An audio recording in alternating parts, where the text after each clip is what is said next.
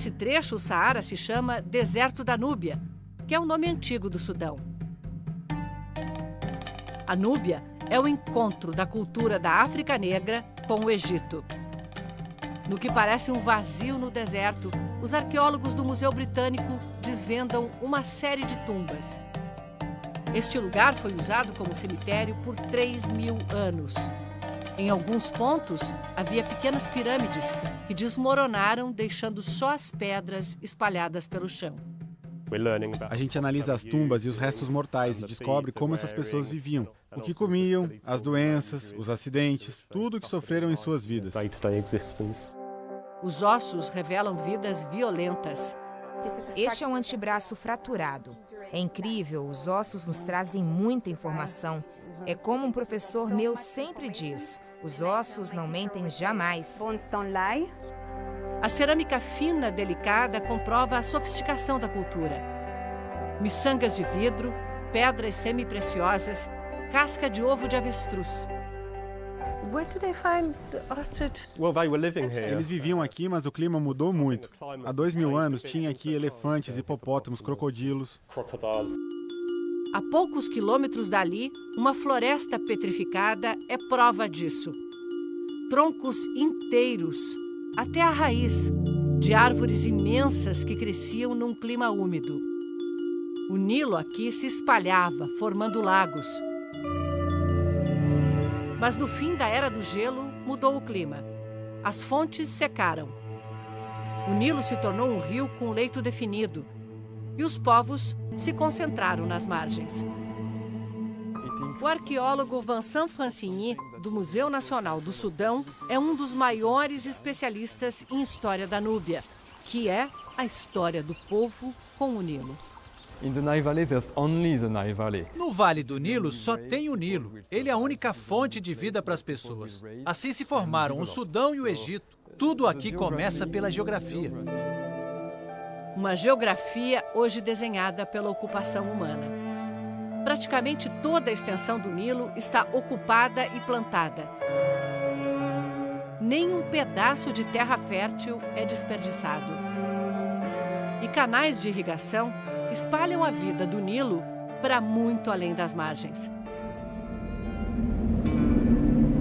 As tribos de nômades se tornam cada vez mais raras. Gente que conduz seus rebanhos de cabras de acordo com a disponibilidade de alimentos. Madija já atravessou quase um século nessa vida castigada pelo vento. Tatuagem na boca, pintura nos olhos, protegem contra o sol. Aos 93 anos, nunca foi à cidade e nem se habitua a elogios. A senhora é muito bonita.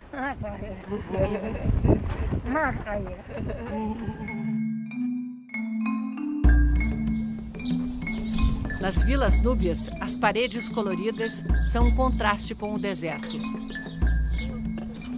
Muros altos contra o vento, cabeças de crocodilo contra os maus espíritos. Tudo é feito de tijolos de barro com palha, secados ao sol. A mesma técnica que 3.000 anos antes de Cristo foi usada para construir esta estrutura, ainda misteriosa, a Defufa. Por que eles ergueram essa plataforma com 18 metros de altura? Seria um local de cerimônias religiosas? Ao redor da Defufa havia uma cidade, Kerma, capital do reino núbio de Kushi.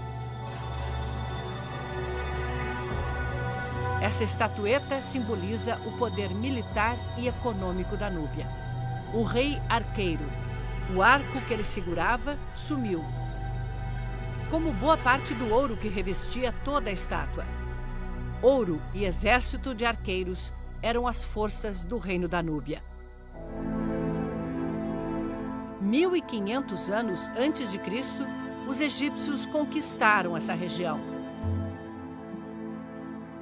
E encontraram, numa montanha solitária, na beira do Nilo, a explicação para a origem de seus deuses, Jebel Barkal. Arqueólogos acreditam que os egípcios subiram o Nilo centenas de quilômetros em busca da origem do rio e da vida. Se o rio vinha daqui, de onde sai a fertilidade das terras do Egito, deveria haver uma divindade neste lugar. E essa montanha se encaixava perfeitamente na mitologia, que dizia que o deus Amun nasceu da primeira montanha formada na terra. Na pedra, a forma de cobra, símbolo de poder, que ornava as cabeças dos faraós. Outro sinal dos deuses? Os faraós egípcios vieram até aqui. Foram 3 meses de uma viagem difícil pelo Nilo. E aqui construíram um imenso templo. Ele se estendia do rio até a boca da montanha. Cavado na pedra, um último templo, a morada do deus Amun. Durante 1000 anos, Jebel Barkal foi o ponto de confirmação do poder divino de seus faraós. Quando eles saíram da Núbia, deixaram para trás um reino organizado, seguindo os deuses e a cultura egípcios. Com o tempo, os reis da Núbia passaram a acreditar que se eles recebiam o poder diretamente do deus Amun, aqui nessa montanha sagrada, dentro do território deles, então eram os legítimos senhores de todo o Vale do Nilo. Foi com essa convicção que eles partiram daqui para conquistar o Egito e fundar a dinastia dos faraós negros. Os faraós negros reinaram sobre todo o Vale do Nilo por 1 século, eternizados em granito, vestidos como egípcios, mas com os inconfundíveis traços núbios. O interessante é que eles entraram no Egito não como conquistadores. Eles realmente acreditavam que eram os verdadeiros herdeiros do trono do Egito. O mais poderoso faraó negro foi Taharka. Ele liderou o exército egípcio até Jerusalém para ajudar os hebreus a proteger a cidade contra uma invasão assíria. Mas para a maioria dos estudiosos, isso ficou esquecido, como a estátua de Taharka caída no deserto. Por quê? Tinha um certo racismo entre estudiosos no século passado, mas isso está mudando dramaticamente. Os faraós negros reinavam no Egito, mas eram enterrados na Núbia.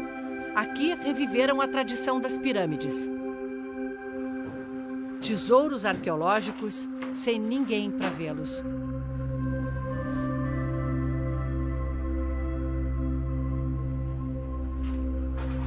É como se a gente estivesse descobrindo as tumbas dos soberanos.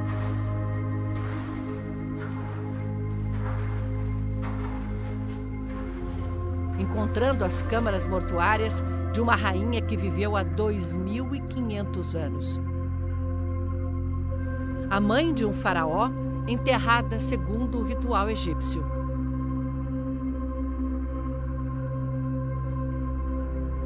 Uma inundação apagou parte das pinturas nas paredes. Mas no teto ainda há o azul do céu estrelado do deserto.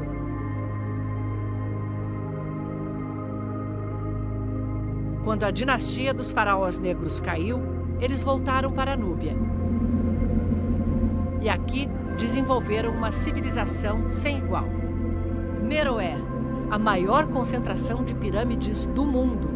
Bem menores do que as egípcias, mas são muitas. 117 pirâmides em meio às dunas.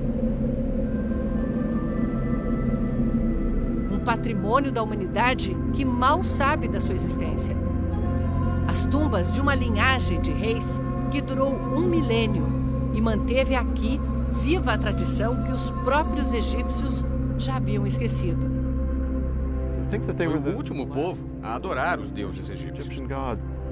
Ao longo dos séculos, a cultura africana foi se impondo. Eles desenvolveram sua própria língua escrita. Para entender Meroé, é preciso estudar egiptologia, o Império Greco-Romano e também conhecer a história da África, que era parte desse reino tão original e particular. Em Meroé, como é tradição em boa parte da África Negra, mulheres assumiam o trono com frequência. A Vênus de Meroé, uma rainha representada com as curvas locais. As pirâmides resistiram bem ao tempo, mas não à ganância dos exploradores europeus. Em 1834, um italiano chamado Giuseppe Ferlini veio atrás do tesouro dos núbios e explodiu com dinamite os topos de todas as pirâmides em busca de ouro. O saqueador encontrou pouco ouro, mas destruiu muita história, tornando mais difícil desvendar os mistérios desse reino que sobreviveu a egípcios, gregos e romanos e quase se perdeu no esquecimento. Fala galerinha, se você curtiu esse vídeo já vai deixando o seu like, mas se você é curioso e gosta de coisas peculiares como eu, já se inscreva no canal para ajudar essa professora louquinha a viajar pelo mundo. Ah, e se você quer me conhecer melhor, me siga nas redes sociais, meu Instagram se encontra aqui abaixo do vídeo. Corre lá, manda seu direct de sugestões de temas para os próximos vídeos. Hasta luego!